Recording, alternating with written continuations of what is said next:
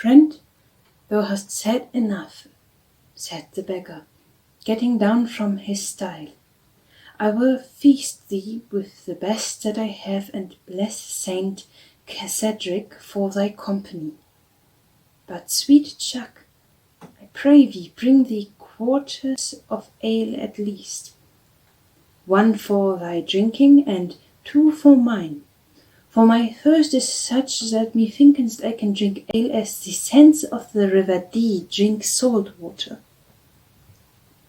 So Robin straightway left the beggar, who, upon his part, went to the bidding limbush back of the hedge, and there spread his feast upon the grass, and roasted his eggs upon a little fagot fire with a deftness gained by long labour in that line. After a while back came Robin, bearing a goodly skin of ale upon his shoulder, which he laid upon the grass. There, looking upon the feast spread upon the ground, and a fair sight it was to look upon, he slowly rubbed his hand over his stomach, for to his hungry eyes it seemed the fairest sight that he had beheld in all his life. Friend, said the beggar, let me feel the weight of that skin. Yea, truly, quoth Robin. Help thyself, sweet Chuck, and meantime I let me see whether thy pigeon pie is fresh or not. So the one sized upon the ale, and the other upon the pigeon pie, and nothing was heard for a while but the munching of food and the gurgle of ale as it left the skin. At least, after a long time had passed thus, Robin pushed the food from him and heaved a great sigh of deep content, for he felt as though he had been made all over anew. And now, good friend, quoth he, leaning upon one elbow, I would have at thee about that other matter of seriousness of which I spoke not long since. How? Said the beggar reproachfully. Thou wouldst surely not talk of things appertaining to serious affairs upon such ale as this. Nay, quoth Robin, laughing, I would not check thy thirst, sweet friend. Drink while I talk to thee. Thus it is. I would have thee known that I have taken a liking to thy craft, and would fain have a taste of a beggar's life mine own self. Said the beggar, I marvel not that thou hast not taken a liking to my manner of life, good fellow, but to like and to do are 2 different matters of different sorts. I tell thee, friend, one must serve a long apprenticeship ere one can lean to be even so much as a clapperdoodchen, much less a clerk or an embrayman.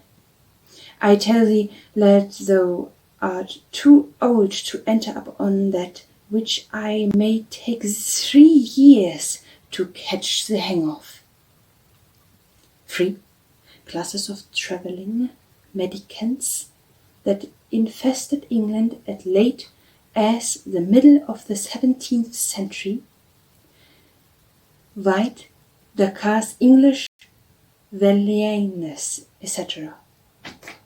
Mayhaps that may be so, quoth Robin, for I bring to mind that Gaffer Swansholt saith, Jack Shoemaker may hath ill bread, Tom Baker may have ill soon. Nevertheless, I have a mind to taste a beggar's life, and need but the clothing to be as good as any. I tell thee, fellow, said the beggar, if thou wert clad as sweetly as good Saint Windeth, the patron of our craft, thou wouldst never make a beggar. Marry, the first jolly traveller that thou wouldst met would beat thee to a pudding for thrusting thy nose into a craft that belongeth not to thee. Nevertheless, quoth Robin, I would have a try at it, and methinkest I shall change clothes with thee, for thy grab seemeth to be pretty, not to say gay. So not only will I change clothes, but I will give thee 2 golden angels to boot. I have brought thy stout staff with me, thinking that I might have to wrap some one of the brethren of my cloth over the head by way of argument in this matter, but I love thee so much for the feast thou hast given to me, that I would not lift even my little finger against thee, so thou needest not have a crumb of fear. To this the beggar listened, with a knuckle resting against his hips, and when Robin had ended, he cocked his head on one side, and thrust his tongue into his cheeks. Marry, come upon, quoth he at least. Lift thy fingers against me, forsooth. Art thou out of thy wits, man? My name is Rickon Hazel, and I came from Holywell in Flintshire, over by the river Dean. I tell thee, knave, I have cracked the head of many a better man than thou art, and even now I would scald thy crown for thee but for the ale that hast given me. Now thou shalt not have so much as a 1 tack rag of my coat, even could it save thee from hanging. Now, fellow, said Robin, it would ill suit me to spoil thy pretty head for thee, but I tell thee plainly, that but for this feast I would do that to thee would stop thy travelling the country for many a days to come. Keep thy lips shut, lad, or thy luck will tremble out of thy mouth with thy speech. Now out, and alas for thee, man, for thou hast bred thyself ill this day, cried the beggar, rising and taking up his staff. Take up thy club and defend thyself, fellow, for I will not only beat thee, but I will take from thee thy money and leave thee not so much as a clipped groat to buy thyself a lump of goose grease to rub thy cracked crown withal. So defend thyself, say I. Then up leaped merry Robin, and snatched up his staff also. Take my money, I thou canst, quoth he. I promise freely to give thee every farthing if thou dost touch me. And he twinkled his staff in his fingers till it whistled again. Then the beggar swung his staff also, and struck a mighty blow at Robin, which the yeoman turned. 3 blows the beggar struck, yet never so touched so much as a hair of Robin's head. Then stout Robin saw his chance, and ere you could count 3, Rickon's staff was over the hedge, and Rickon himself lay over up on the grass, with no more motion than you could find in an empty pudding bag. How now, quoth merry Robin, laughing. Wilt thou have my hide or my money, sweet chuck? But to this the other answered never a word. Then Robin, seeing his plight and that he was stunned with the blow, ran, still laughing, and brought the skin of ale and poured some of it on the beggar's head and some down his throat, so that presently he opened his eyes and looked around as though wondering why he laid up on his back.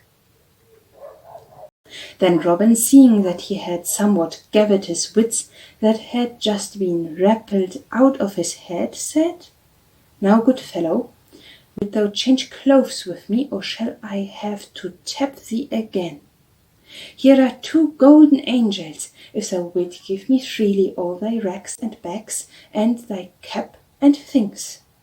If thou givest me them not freely, I much fear me I shall have to, and he looked up on and down his staff. Robin's head up and rubbed his bump on his crown. Now out up on it, quoth he. I did think to drub thee sweetly, fellow. I know not how it is, but I seem, as it were, to have brought more beer than I can drink. If I must give up my clothes, I must, but first promise me, by the word as a true yeoman, that thou wilt take naught from me but my clothes. I promise on the word of a true yeoman, quoth Robin, thinking that the fellow had a few pennies that he would save. Thereupon the beggar drew a little knife that hung at his side, and, ripping up the lining of his coat, drew thence 10 bright golden pounds, which he laid upon the ground beside him with a cunning wing at Robin. Now thou mayest have my clothes and welcome, said he, and thou mightest have had them in exchange for thine without the cost of single farthing, for less 2 angels. Marry, quoth Robin, laughing, thou art a sly fellow, and I thee truly. Had I known thou hast so much money by thee, maybe thou minnest not have carried it away, for I warrant thou didst not come honestly by it.